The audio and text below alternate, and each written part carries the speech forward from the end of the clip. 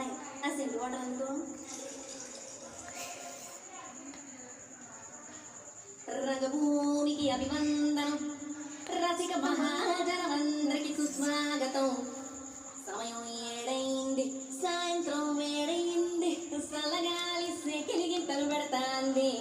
ఆ పక్క మంచం మీద మా దాసుబావ, ఈ పక్క కుర్సీలో కత్తిలాంటి కుర్రాడు ఆసీనమైన మారి అభినయ హేళ రచ్చలేదు పోలా. ఈ పిల్ల కూడా సేన కడితే పోలా.